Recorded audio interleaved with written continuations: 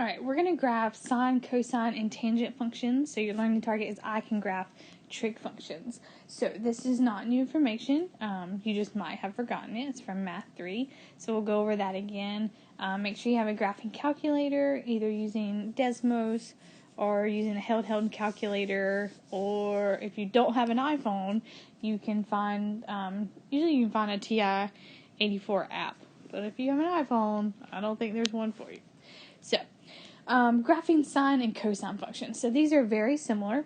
A sine function looks like, just like that, f of x equals sine of x, and the cosine function is f of x equals cosine of x. So you can do transformations, stuff like that. Let's talk about some different stuff. I'll give you some definitions on the next slide, but I just want you to look at some different things. So, like an area from here to here would be called an amplitude.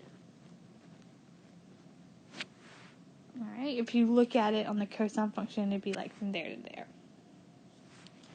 Then we have a vocabulary word. The period is a big deal. Yeah. Okay. In math, so the period would be like from here to here. So it's like a complete rotation. It's gone all the way up, all the way back down to the starting point. So that's a period. A cosine would be like from here to here. It's gone all the way down, all the way back up. That's where its period would be located. Notice the only difference between a sine and a cosine is where they hit the y-axis. So a sine function hits at 0, 0. And a cosine function is kind of just like translated a little bit, but it hits at 0, 1. Okay, so notice that the cosine function is a horizontal translation of the sine function. Any transformation of a sine function is called a sinusoid. I hate saying that word because I feel like I'm saying it wrong each time, so if I'm saying it wrong, just don't tell me, because then I'll feel smart. Okay, therefore, sine and cosine functions are called sinusoidal, I think, functions. I hate pronouncing words like this, okay. Alright, so let's talk about the period and the amplitude. So I want you to actually have some real definitions of what they are. Alright, so this gets a little icky. If you think about a female's body, it's kind of the same thing. So the period is the length of a cycle. Okay. And it can start at any point on the graph. So can start at any point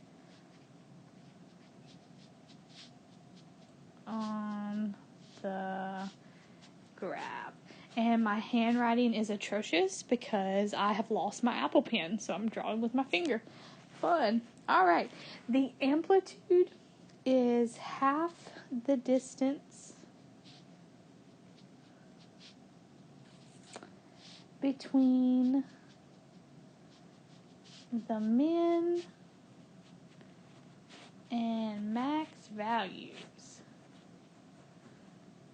Alright, so you can look at the picture that's in your notes, and then you can read these definitions, and hopefully they make a little bit of sense.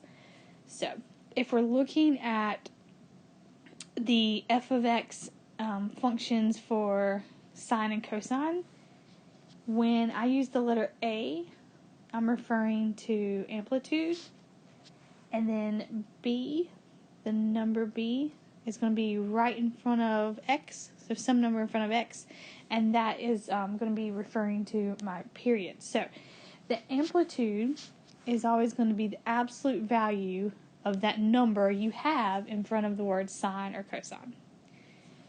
The period is a little bit different. It's going to be 2 pi divided by the absolute value of b. So remember, absolute value just turns everything positive.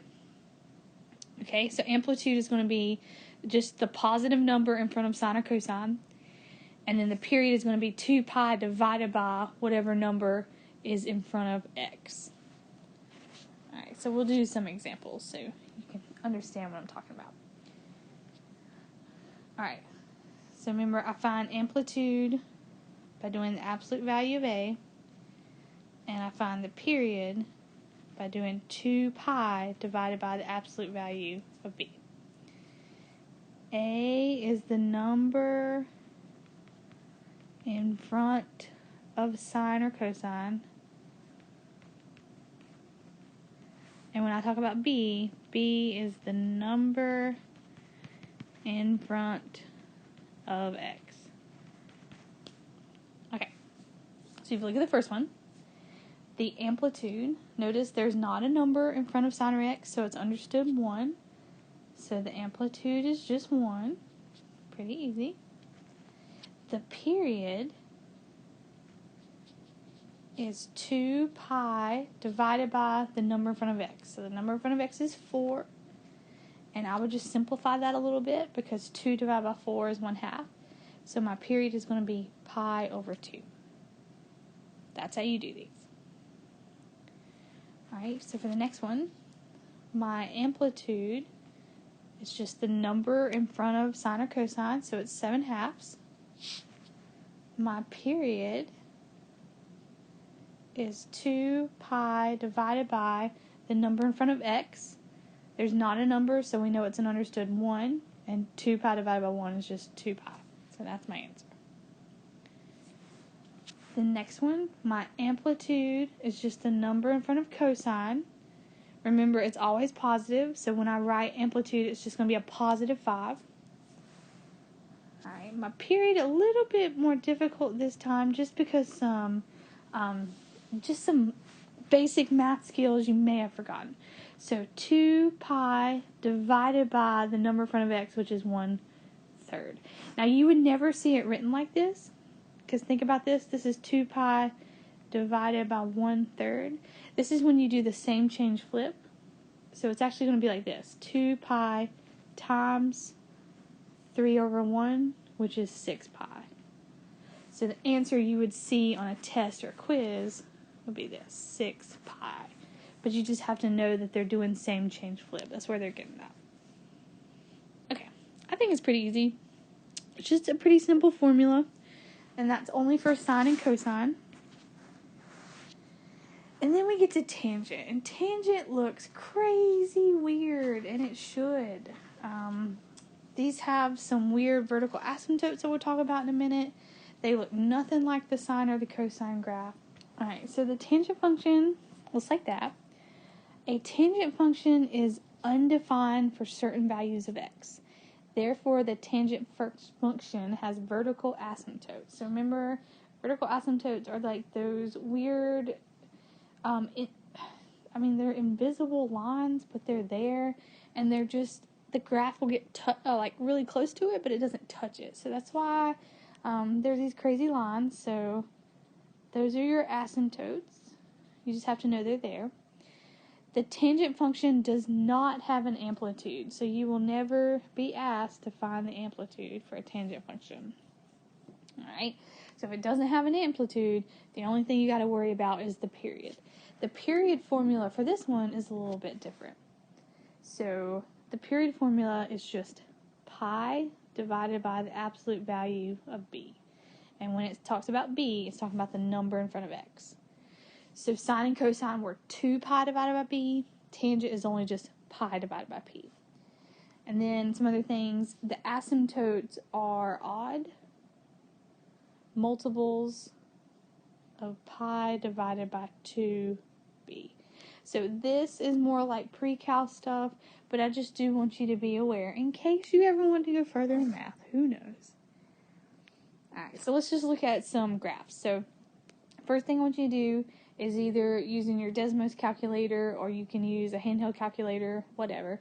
I want you to sketch a graph of 4 tan x. So try that in 1, 2, 3. Okay, so something like that. So in green, I just tried to trace the little asymptotes just so you can see them. You don't have to draw those, but that's what you're looking at. And now we're going to find the period. So remember, the formula for period this time is pi divided by the absolute value of b. So b is the number in front of x. We don't have a number, so it's an understood 1. So our period is just pi. Okay? Alright, so same thing for the second one. If you'll go ahead and just sketch a little graph. Try that in 1, 2, 3. Okay, so something like that one. This one's a little crazier. And then we're just going to find the period. So remember, pi divided by the absolute value of b. B is the number for x, so it's pi divided by 2. So that's my answer, pi divided by 2. So that's why these are happening more frequently, because the periods are a lot smaller than that other example. Okay, so we did do graphing in Math 3, you may not remember, and this was a Math 3 EOC problem. So I just wanted to look back at this because you're using the same stuff as you have been. You can do this if you want to, but this is the type of stuff we would have done in Math 3. Math 4 really just needs you to understand how to graph and find the period and the amplitude. So let me know if you have any questions. It's pretty easy as long as you're entering in the calculator correctly, as long as you have a calculator, all that good stuff. Let me know if you have any questions.